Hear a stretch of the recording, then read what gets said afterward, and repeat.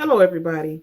I've already made a video about David Crowley, but I was sitting back thinking, like, it's been 10 years. So it's January 2025, and 10 years ago, maybe yesterday, today, this month, that the bodies of David Crowley, his wife Camille, and their daughter Ronnie, I think her full name was Rania Crowley, were found in their Apple Valley, Minnesota home. Originally, they said the dog had died, but they found the dog running around. But I wanted to say that just imagine you're here one day and the next day you're gone. Just imagine you were maybe making dinner last night, working on a project, reading, whatever you were doing before you went to bed or to work or whatever. And you wake up to realize that you are no longer here. That project you were working on, whatever else, that's it. It's over with. It's sad, but there are still a lot of holes in this case, a lot of question marks, just a lot of things that were not brought up.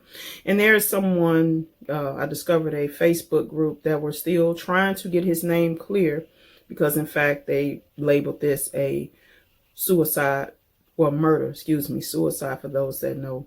And I want to say this because I believe it was done sloppy, the murder, because in fact, these three were murdered. I believe it was done sloppy. The whole opening the Quran or whatever they said, wrote in there, and then wrote in blood on the wall, or put blood on the wall and smeared it and wrote whatever, Akbar, something like that. You know, just some things that just don't add up. But anyway, last year I discovered that his mom, her name was Kate Crowley. I guess allegedly it was reported that she went down to the local medical examiner's office to read the report on, her son, her grandchild, and her daughter-in-law. I think it said August 6th, and I believe it said on August 7th she couldn't be reached. Now, mind you, this is 2015. And then on the 8th, August 8th, 2015, that she was discovered no longer breathing on her patio. So again, don't really know all those details. That's what they reported. But anyway, like I said, it was a lot of other things going on with the case. And he had an uncle that used to be a police officer that was his mom's brother that was killed trying to do some questioning. And this was back in 2010. So in 2010, I also discovered he had a concept called Pandemic. 10 years prior to 2020, he had a concept called Pandemic. Now, I was never able to find a trailer for as far as like a short video or anything, so don't know. But anyway, he did say in part of this documentary or movie that he was putting together that he was looking for a concept for his next project. And that's when he came up with the Gray State. But I just wanted to play a couple of clips just to honor someone. Unfortunately and sadly, he's no longer here. But every day, those of us that's here in America, we see things that are getting closer and closer and closer to war and things like that, and food shortages and everything that's going on in our world. We see that prices are higher, inflation. Also, this was back in March 2024 when I asked the Lord, what did I need to know about? And I had either 3 or 4 dreams, all in 1 week of March 2024. And one was a picture of the guy with the operating guillotine with the Freemason apron on. I had a dream about this person and stood over me the whole night. And then there was another dream where the guy came in. Actually, I was getting ready to go to bed. I was closing the blinds and everything in this house. And a guy came in with a gun. He had on a hoodie, a Freemason hoodie. David Crowley definitely was on to something. And just imagine what this could have done. But unfortunately, it didn't happen. But we have what we have, just the trailer alone. And another thing is, I posted this on TikTok maybe 2 months ago. And I got a violation for it, for something else. I should have just left it alone. You live and you learn. Somebody commented that these executive orders were ordered by Obama to take David Crowley out.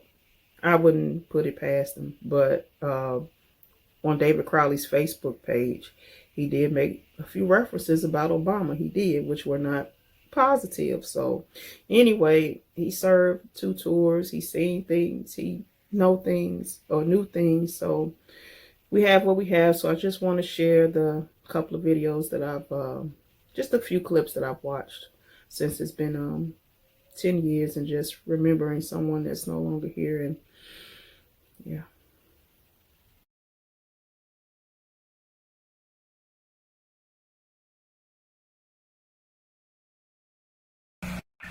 Sit rep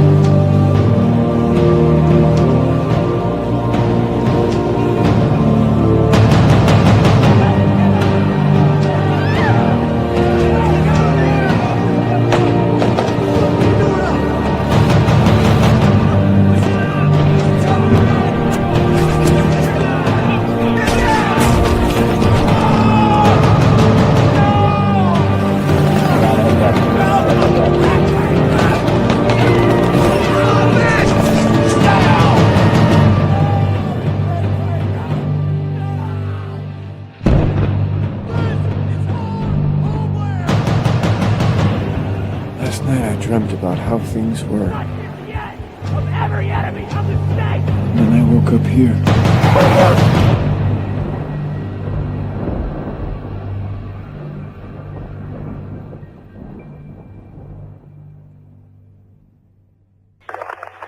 .933 Sam 14 for suspicion, 1055 Ramsdale Drive. Cop reporting suspicious behavior next door. Went over to the home to the right of the RP, sees dead bodies inside the house, dog inside, sees a gun in the house on the floor. Friends and neighbors bring flowers to the door of the Apple Valley home, where a family had laid dead for weeks. All police will say is that the couple, David and Camille Crowley, and their 5-year-old daughter, died from gunshots in a murder-suicide. When police arrived Saturday afternoon, only the family dog was still alive. David was a military veteran and aspiring filmmaker, the director of this slick trailer for a movie project called Gray State. The plot line had America turning into a tyrannical police state. For 3 years, he'd been trying to sell the film concept to a Hollywood studio, and recently told friends he was on the verge of a $30 million deal. And this is with no budget. We've already passed a lot of local films on Facebook in popularity, and we're in hibernation. The Gray State project had attracted the attention of libertarian conservatives. This was Crowley speaking at a Ron Paul event 3 years ago. No Hollywood studio will touch the Gray State project due to its contentious nature. That is why we need your help to get this film financed and seen in theaters. The grisly nature of the Crowley's death led to headlines on People magazine and British tabloids. And on social media, plenty of conspiracy theories too. Even a Facebook page called Justice for David Crowley, with people saying they don't buy the official story, suggesting the Crowleys were murdered by special ops because the anti-government theme of his movie.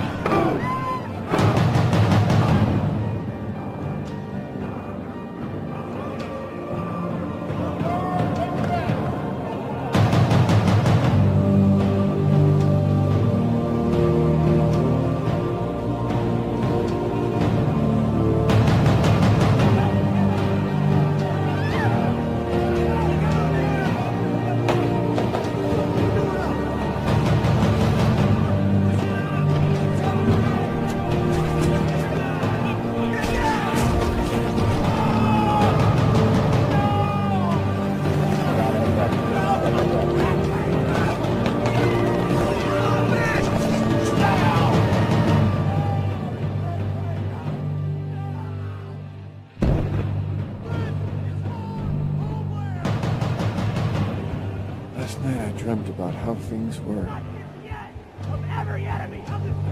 Then I woke up here.